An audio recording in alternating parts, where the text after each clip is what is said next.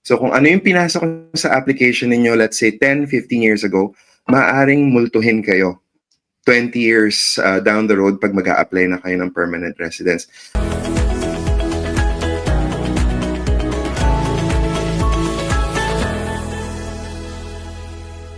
Hey guys, you're in a nutshell with me, Ina. Ang pag-uusapan natin today, ano ang options mo ninyo kung ang inyong application, covering temporary resident visas. Okay, ang iyong application ay ma-refuse, ma-deny. Okay, huwag kayong mag-panic.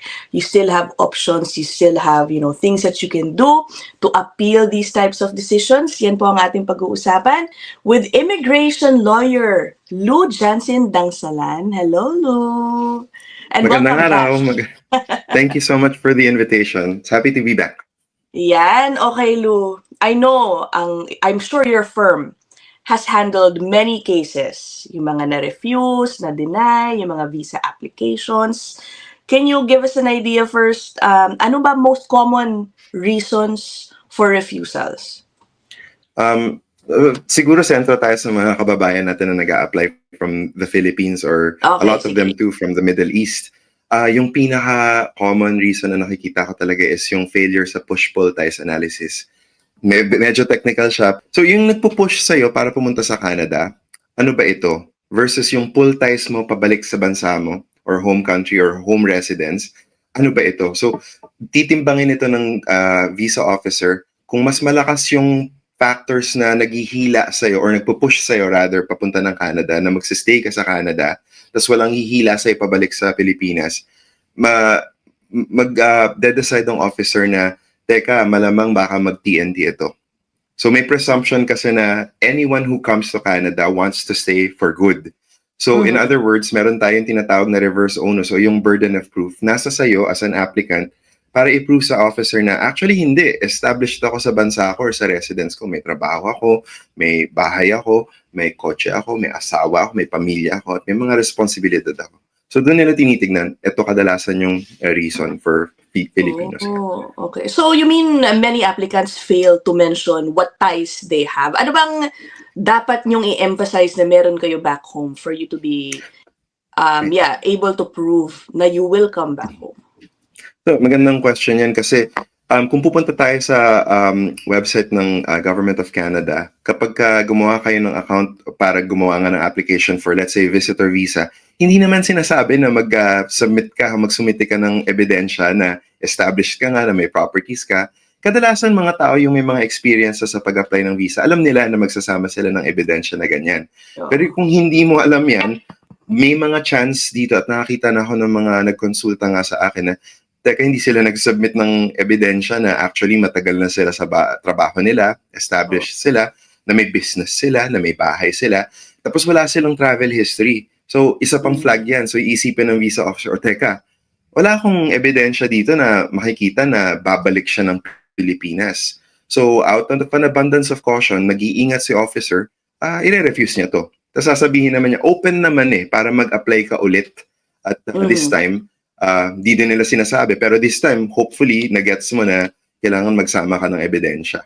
Okay. Nako, itong push and pull, ano tawag push and pull concept? Push-pull ties analysis. Ties, okay. Paano yan sa student visa? Nako, I think it's a little bit tricky pagdating sa student visa. Ganun din. So, ang question lagi, is it misrepresentation? You're a student visa.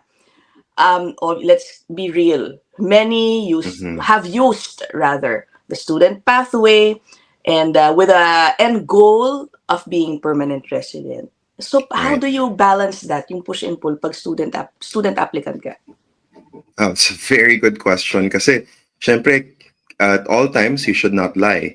At all times you should disclose what your intentions are. Kung intention mo na magstay sa Canada as a permanent resident, that is open to you as a temporary resident. So halimbawa, pasok mo as student, tapos ang long-term plan mo is sana maka-PR, sana all. Diba? Kaso, ang question dito, kailangan bang sabihin ito? Dito nagda-diverge yung opinion ng mga eksperto. May mga iba dyan sinasabi na ilathala ninyo, ilatag ninyo na ganito nga ang plano ninyo. Meron namang iba nagsasabi na hindi. Ako medyo naglilin ako for Filipino nationals na hindi. At sasabihin ko kung bakit. Kasi kung hindi naman talaga kailangan sabihin, basta malinaw at klaro na ang intention mo talaga ay mag-aral at genuine naman at hindi lang naman study to PR na parang gateway mo lang siya, but rather your intention is to truly study, then that's okay. As long as genuine yung intention, hindi ito misrepresentation in that regard.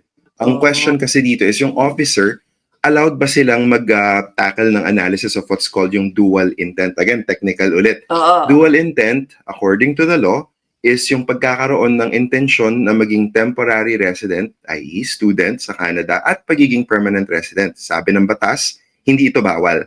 So technically, kapag ni-raise mo to, dapat yung officer balansehin nila yan. Kaso let's be honest, ang general refusal rates ng visas for study permits sa Filipino nationals out of the Manila Visa Office is nasa mga 65% ang approvals. Generally, pasok ito dun sa global average. Mas mataas lang ng konti. Depende rin ito sa age bracket. Ang siste dito is kung mataas yung refusal rate ng Pilipinas, meron kasing institutional bias. Pwede ko na rin siguro sabihin ito.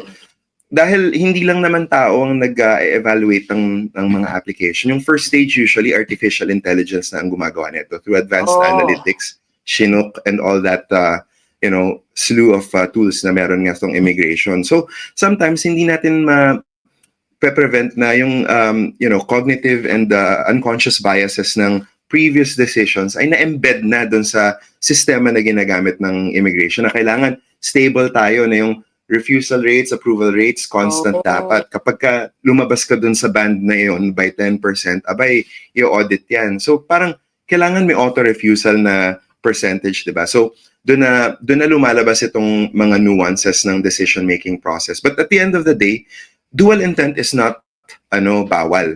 Pwede naman talaga. Pero kapag minention mo kasi ito, it's kind of difficult. I would say case-per-case basis talaga ito, Ina. Oo.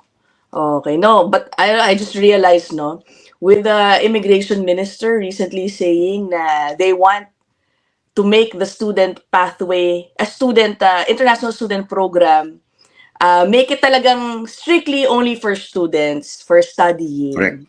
Naku, Correct. talagang, I guess, kapag sinabi mo talaga na may intention ka to stay, baka likely ma-refuse ang iyong application. Well, technically, hindi naman kasi siya bawal. And ayun nga, halimbawa ko may mga clients ako from Singapore or from Spain, for example, na obviously, alam natin, visa exempt to come to Canada. Siyempre, dahil ang taas ng approval rates ng Singaporeans at ng Spaniards, nasa mga 95 to 98%. Oh, wow.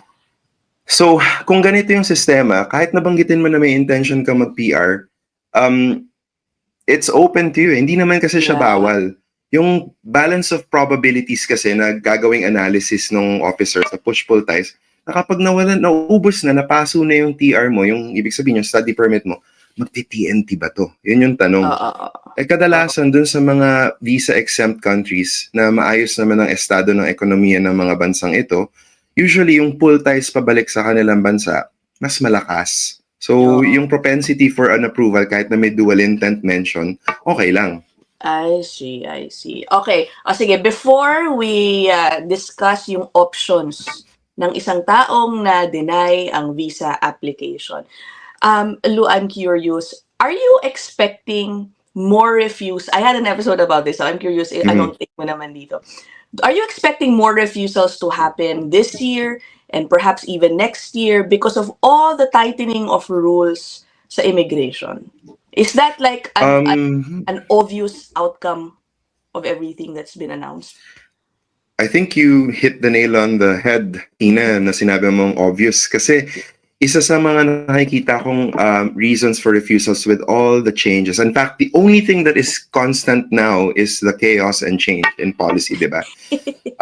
Which is sad kasi you want a stable environment for something to flourish.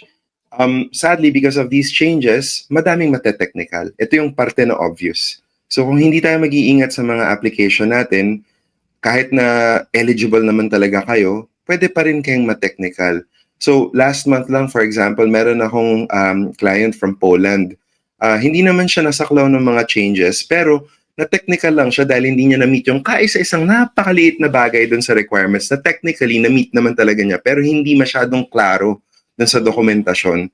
So saka siya pumunta sa akin, nagkonsulta nung na-refuse na siya. So ngayon nasa proseso kami ng reconsideration, potentially judicial review. So ito na yung options natin for refusal, di ba? Kasi no is not always no until your final decision is there, right? Kahit nasabihin ng officer na final na siya, meron ka pa ring mga relief sa ating mga system, yung court system natin, for example. All right. O sige. Naku, ibig mo sabihin, Luno, just basing off from your experience yun sa client mo na yan, talagang mas strict ngayon ang visa officers. I've been watching so many immigration commentators talking about how strict they are now, looking at the very little information that you put in your application, looking out for possible misrepresentation, kahit maliit na bagay lang yan sa isip nyo, misdeclaration, yung mga ganyang issue. I think I know which cases you're talking about kasi may lumalabas ngayon, nagsisirculate sa social media na bakit nung nag-apply ka as a student, ito yung sinabi mo, ngayon na nag-a-apply ka ng permanent resident, ito naman nung sinasabi mo, hindi consistent, please explain yourself. Ito na, nandito na tayo. Actually, nung simula pa lang ako nag-practice, napansin ko na itong pattern na ito, although hindi pa hinahabol ng immigration. So from the very start, yung mga clients ko na nagsimula sa akin, sinasabi ko sa kanila na kahit pa permanent resident, kung permanent resident ka or you want to exercise that option down the road, at kahit na pa-visitor visa pa lang tayo ngayon, yung pag-intake na natin sa kanila, pag-due diligence na natin sa kanila, ay level na ng permanent resident. Bakit? Kasi nga, nung 2015 pa lang, pasok ng 2018, nagsimula na itong tinatawag ng immigration na digital transformation strategy. In other words, madaming tech programs na pinasok sa immigration to modernize the system using computers. At dahil nga dito, mas madali na for an officer to back-check your application against previous applications. So, alam mo yung maxim, yung saying, kasabihan na the internet never forgets? It's starting to become that the GCMS never forgets. Papunta na tayo doon. So, kung ano yung pinasok sa application ninyo, let's say 10, 15 years ago, maaaring multuhin kayo 20 years down the road pag mag-a-apply na kayo ng permanent residence. At dito na pumapasok yung questions ng misrepresentation, Ina. So, kung mahuli ka na mali at material misrepresentation, kahit na innocent kasi yung misrepresentation, kung material siya, ibig sabihin, kapag ito yung sinabi mo noon na makaka-apekto dun sa pagbigay sa iyo ng permanent resident visa tapos nabigay sa iyo yung PR visa, ay material ito sa decision-making process ng officer. Ibig sabihin, may relevance siya. So, kahit na inosente pa yun, kahit na nagkamali lang talaga ng spelling, for example, o nagkamali lang ng pag-type ng date, pwede kang ma-technical doon. So, dahil pumapasok na yung mga processing tools na automated, mas madaling sumala. So, for the general public, one last point. Di ba, mahilig tayong mag-control F kapag nagbabasa tayo ng mahabang dokumento. Isipin mo yung control F. Tapos ChatGPT nagpapatakbo. Nako po, ganun galing ang nun. sistema. Yun na nga. So ito na ang nangyayari. Nakikita na ng mga officer. So pwede nilang sabihin sa isang language learning model nila na ginagamit nila internally na, teka, ito nga si Ina Andolong, ito yung files niya from 2000 to today. Hanapin mo lahat ng inconsistencies. Si ChatGPT, magta-type yan kung ano ito, inconsistent to, ito inconsistent yan. Paano na, di ba? Oh my gosh, grabe pala talaga ang advancement ng pati AI tungkol sa immigration applications. Okay. Nako. Wow, ngayon ko lang narinig yung ganong explanation, Lou. Thanks. Tawag dito, sige, ito na. Na-deny na. Okay. What is the first thing that you should do? Siyempre, nako, it's heartbreaking to get a refusal. What's the first thing that an applicant should do? Personal muna before professional, I would say close your laptop, take a deep breath, drink a glass of water, take a walk. Unload your emotions kasi mabigat ito, very personal. Kasi saan ka nagkamali? Sometimes it's not their fault. A lot of times, I would say, systems limitation ito. Kasi kung Okay. kumpleto naman ang inyong application, kung kumpleto naman ang inyong documentation, bakit nag-refuse? So a lot of it is just, potentially, yung system nila to review, yung Chinook nga, na-triage kayo the wrong way. Kasi meron silang triage for red bin and green bin, as the colors imply. Kung green, almost light touch, almost auto-approve. Kapag red bin, further scrutiny for further flagging. Ngayon, anong unang option ninyo professionally? At that point, alamin kung ano yung reasons and basis of refusal. And I said 2 words, reason and basis. So yung reason, ito yung literal na sinusulat ng officer, rason, reasoning. Kumbaga, kung ano yung decision-making process niya, yung thought process na kailangan lang isulat yan. They are legally obliged to write that down. Kaso nga lang, hindi nila sinasama to sa refusal letter. Kadalasan. Oh. Most of the time, yung basis lang. Yung pangalawang sinabi ko. So ano yung basis? Ito yung mga legal provision. Sasabihin nila, according to the regulations, hindi mo na-meet itong requirement na ma-convince mo ako na aalis ka ng Canada pagka natapos na yung period of authorized stay mo. So, basis lang siya in the law. So, kailangan ma-request mo yung reasons. Paano mo makukuha yung reasons, Saber? Magre-request ka ng GCMS notes via ATIP. Through the Privacy Act request, anyone can do it now, even if you're not in Canada, and it's free. So, ingat sa mga websites dyan. Ang dami kasi na nagsasabi na, oh, we'll do it for you for $50. No, don't do that. You can do it on your own. Or get a licensed representative, such as a lawyer or a consultant, who know what they're doing when they're requesting for these things, kung hindi kayo confident. Kasi kailangan nyo makita yung reasons. And once you have the reasons, meron ka ng plan of attack. Kung obvious na mali yung decision, you have 2 options. You have the ability to contact immigration via web form and via the call center. If you're in Canada, you can actually request for reconsideration over the phone. A lot of people think na kailangan web form parate. Actually, pwede kang tumawag kasi mas mabilis. Kasi kung web form, sometimes it will take weeks for your request sa web form na may i-attach dun sa application mo. Demano kasi nila ginagawa yan sa call center nila sa Montreal. Pero kung tinawagan mo yung call center mismo, pupunta ka sa Montreal, diretso yan sa sa file mo. So pwedeng matimbre ka agad dun sa officer. So usually ganun ang ginagawa namin. Pangalawa, kung hindi man reconsideration, you can always reapply, right? So kung convinced ka that you have enough evidence, pwede mong i-resubmit and i-highlight mo dun sa application mo na ito yung reasons. Pero we don't agree with it because clearly yung evidence demonstrates na meron naman talaga akong pera. Typical reason na, klarong mali. Sabi mo, wala akong pondo. Teka, meron akong 5 million pesos in cash na nasa aking checking account. Bakit sabi niyo wala akong pera? Ano bang hindi klaro dito? So, i-review niyo yung application niyo. Saan ba hindi klaro? Resubmit niyo, tapos reprocess ulit, di ba? Meron pang isang third option. Third option, final, I promise, is you can always seek for judicial review, yung tinatawag na certiorari request para i-quash yung decision, tapos ibabalik sa immigration. Kaya hindi ko siya hina-highlight ngayon. It is always an option, pero hindi ko siya hina-highlight kasi ang Federal Court of Canada, super backlogged. So by the time na makarating sila sa case mo, siguro lumampas na mahigit 1 taon. Oh, okay. So teka, balikan ko lang is there a difference between reconsideration and reapplication?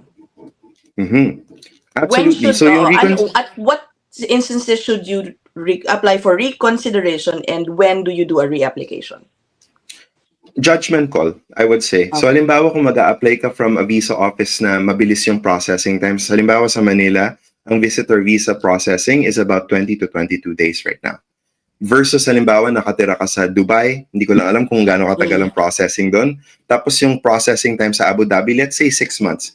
So between reconsideration and reapplication, kapag magre-reapply ka, another 6 months. So by the time na makarating ka dun sa second decision, may 1 taon na. Versus kapag na-reconsider ka, there's a chance that someone might see it first. Pwede rin namang both, if you want. They're treated as separate applications naman. Kapag na-approve yung reconsideration mo, because binuksan nila yung na-refuse nga, pwede mo nang i-withdraw yung new application mo. So kumbaga ito yung mga weird instances na pwede kang mamangka sa dalawang ilog at the same time. Okay. O sige, ito naman, let's go to more specifics. Kapag student applicant, Lou, Ang ano ko, Mhm. ang talagang they put in a lot of effort in writing yung SOP. What do you call that again? Yes. Kumbaga SOP, yung explain. statement of purpose, yeah. Yan, okay. No, many is that also used marami bang nade-decline because, hindi maganda ang pag-craft nila niyan? Because I know some even pay, no, for somebody else to craft that for Yes. them. Yeah, so ingat, first of all, I would say dun sa pag-hire ng mga ghostwriters because that's technically kung hindi sila consultant na registered or lawyer or notary in Canada, that's actually what's called ghost representation. Okay. So pag hindi na-disclose yung isang representative, whether authorized or not, it's a form of misrepresentation. Marami na akong nakitang cases na na-ding for misrepresentation because they did that. Second point, importante ba ang SOP? The answer is yes. Because kailangan makita ng officer yung intentions kung papaano nila ma-justify bukod dun sa documentary support evidence na mas malakas yung pull ties mo pabalik ng home country mo pag natapos na yung studies. So that's where you lay out na yung plan mo, ano yung motivation mo, di ba, to study in Canada. Lalo na kung mature student ka na nakatapos ka na nasa gitna ka na ng career mo, magtataka talaga yung officer, bakit i-abandon mo yung career mo in order to pursue, let's say, a 2-year program in culinary arts in the middle of Canada? Lalo na kung hindi naman, let's be honest, hindi naman super well-known ang, DLA na ito sa buong mundo. Pero Yeah. nakikita mo yung mga SOPs ng mga tao, like, it's world-renowned. Parang, Yeah. teka lang, let's calm down a little bit. So Okay. important na magkaroon ng SOP para mailatag yung motivations and mailatag mo rin yung push and pull ties mo. Kung ano ba talagang intentions mo. Tapos doon magbabalanse yung officer. Alright. Caution din siguro, yung pinaka-common na nakikita kong issues sa mga SOPs kapag pumupunta sa akin nagko-consult or pagka halfway na sila tapos sinire kami tapos kami yung mag-aayos is people tend to use overly flowery language. Be direct to your point. Nakikita ko rin yung mga SOPs umaabot ng 10 kilometrong haba na SOP. Hindi po kailangan ng ganun kahaba. Kung kailangan nyo pong ikwento yung talambuhay ninyo, pwede naman kayo mag-attach na lang ng CV, di ba? Kasi klaro din naman sa CV kung ano yung professional and educational trajectory nyo doon pa lang. Yung statement of purpose ninyo, as much as possible, try to keep it to 2 to 3 pages. And kailangan first few lines pa lang, yung officer, kuha na kagad nila kung ano yung sinasabi ninyo. Kasi, teka lang ha, yung officer na ito, isipin ninyo nandun sila paulit-ulit for an entire day sa RCBC Plaza, nakakabasa sila ng mga 50 applications paulit-ulit, platitudes about Canada. Kung ikaw yung officer na yun, matutuwa ka ba? So, syempre, narinig mo na lahat. In other words, so just go straight to the point, and I promise you, from their perspective, the officer's perspective, wow, what a breath of fresh air. Na very honest, very direct to the point, diba? So, Okay. kaya importante siya. Kailangan mo ito isama sa application mo dahil kailangan mailatag mo yung motivations mo. Okay. Now, ito naman. Work permit extension. Okay. Naku, ang dami ngayon. Even vloggers. Bina-vlog na ng mga tao yung mga kwento nila na, naku, hindi na in-extend ang work permit ko. Pag ganon, is that it? Is there anything they can do? May options pa ba sila? That's a good question. So, depende. Alamin natin kung anong type of work permit ito. Generally speaking, ang work permit kailangan supported by an LMIA unless you're exempt. Diba? So, kailangan merong employer na mag-support ng work permit mo through an LMIA approved. So, ibang storya yan sa pagkuha ng LMIA. So, assuming may LMIA, tapos na-refuse ka pa rin, titignan ninyo kung ano yung basis for refusal. May mga certain cases where IRCC can refuse the process. For example, for caregiver applications, alam kong very relevant ito sa community natin. Meron kasing public policy right now na refusal to process ng caregiver applications if it's covered under the home care pilot, essentially, yung mga NOC codes na specific, even if there's a valid LMIA, right? So may stoppage sa pag-process ng work permit. Is it the end of the road? Not necessarily. Yung program na ito, yung nakalagay na stoppage is specifically for in-Canada applications. So, para malaman niyo yung sitwasyon ninyo kapag ganun, kumonsulta kayo sa isang licensed professional, lawyer, or consultant in order to find out what your specific options are. Ngayon, yung isa pang mainit sa mga kababayan natin is PGWP extensions. Yan! Let me just be very clear that PGWP extensions are not a thing, generally speaking, except if covered kayo nung temporary public policy. And emphasis on the temporary. And let me announce, kung hindi pa rin ninyo nalalaman, matagal na pong nag-expire itong temporary public policy na to. So, wala na pong extensions for PGWP. Before the pandemic, ang tawag ko sa kanya is once in a lifetime lang talaga siya. One kick in the can. That's it. Oh, Now, yung isa pa, SOWP. Question, SOWP ba ito para sa spouse or common law partner ng international student or for a PGWP holder? Diba? So, dalawang klase yan. Kasi iba yung qualifications. Dun sa international student, kapag ka-spouse kayo or common law partner, eligible kayo for what's called a C42 open work permit, meaning LMIA exempt by C42 code dahil asawa kayo or common law partner kayo ng international student. Merong specific requirements according to the Government of Canada, nakapublish sa website nila. Ang siste dito is depende kung kailan kayo first nakakuha ng C42. So kung halimbawa nakakuha kayo ng open work permit ninyo as spouse last year before all of these changes happened, yung rules na applicable noon, applicable pa rin sa inyo. Kung mag-extend lang kayo dun sa normal eligibility niyo. Ibig ko sabihin by normal eligibility, halimbawa, Ina, ikaw, nag-international student ka, valid until 2027, for example. Tapos yung partner mo nag-apply ng SOWP, pero binigay lang sa kanya is 2026. So may balance na 1 year, di ba? 26, 27. Eligible ba si Mr. ng extension? Kung nag-apply kayo before the rule change, the answer is yes. Because covered siya nung old rules, right? Pero kung nag-submit kayo ng application when the rule changes came into effect, which was January 21st of this year, so ito yung specific situation ninyo, halimbawa, hindi na kayo makakapag-extend, unfortunately. Hanggang dun na lang talaga siya. Kung hindi kayo covered. So ito yung sa international students. Of course, you can go to the website ng government. Mahaba kasing listahan nila ng eligibility. So I would recommend just reading it very carefully. Doon naman sa spouses of PGWP holders, dito yung confusion. Kasi yung website, nakalagay doon open work permit actually. So sino yung principal na open work permit? Edi si PGWP holder. Kasi PGWP is a type of OWP, right? So si spouse or common law partner ng PGWP holder is eligible naman siya for a C41 open work permit.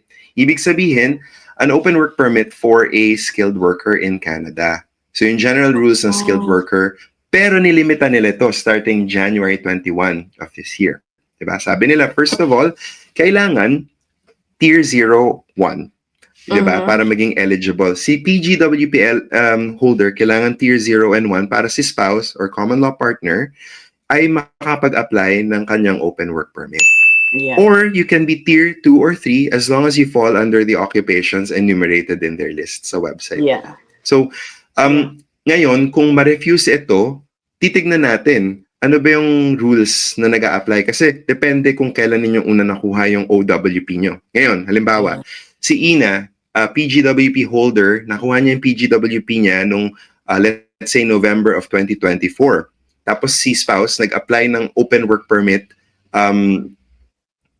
nung December, for example, of 2024. So, yung eligibility mo ni spouse is dependent dun sa status ni Ina. Kailangan si Ina, Tier 0 or 1 or Tier 2 or 3 na enumerated occupation. At kung pasok ka doon, tapos nangyari ay nakuha ni Mr. yung kanyang open work permit, ay titignan natin yung validity. Eligible ba siya for extension? Depende. Halimbawa yung passport niya is mas maikli kesa dun sa eligibility niya. Yun na nga. Covered siya ng rules kung kailan siya nag-apply. I see. Dahil extension ito. So may mga technicalidad siya na kailangan talagang very intentful yung pagbabasa ninyo. Kasi meron naman sila mga carve-outs. Kasi ano nga naman yung bakit ibibigay sa'yo is ito lang, yung actual eligibility mo, ganun pala. So yung old rules naman yung mag-a-apply kapag ganun. Ngayon kapag na-refuse pa rin, ito na yung magandang opportunity for reconsideration. Dahil kapag nag-reapply ka, magulo na naman yan, hihintay ka na naman sa queue. And let me remind you right now, as of today, ang work permit applications from inside Canada, inaabot ng 5 to 6 months. Diba? So, Ang tagal, mas magandang ano? mag-apply ng bago kung mabilis yung processing. Pero kung matagal, reconsideration siguro. Ang tagal, grabe, no?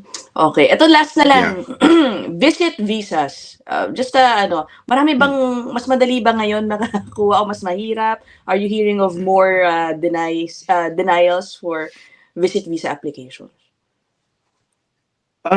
I haven't looked into the specific of the stats, pero from what I hear from, people anecdotally, generally yung may mga travel history at malakas yung ties back home, hindi naman nagkaka-problem. Usually yung mga nagkaka-problem ngayon talaga is yung may mga priors. Ibig sabihin may prior refusals with Canada or with partner countries. Sino ba yung mga partner countries? First of all, yung Five Eyes countries, the United States, United Kingdom, Australia, and New Zealand. Kasi merong information sharing arrangement itong mga bansa na to, lalo na with the US. So mainit ang mata ng IRCC, halimbawa kung ni-refuse na kayo ng United States. I see. Okay. Nako. Thank you so much, Lou. Did we miss anything? Oo. I feel like I yung think topic na to, we could go on, but I generally know, speaking, sa yun yung totoo. Ang dami pa nga. Di bale, guys. Okay, if you have more questions for Lou, put them down there in the comment section. And perhaps, kung papayag si Lou, ay masagot natin yan sa next time niya pong magpa-interview dito sa ating channel. Of course. Oo. Thank you so much, Lou. So I hope this episode helps, people na medyo stressed dahil na-deny po ang kanilang mga application.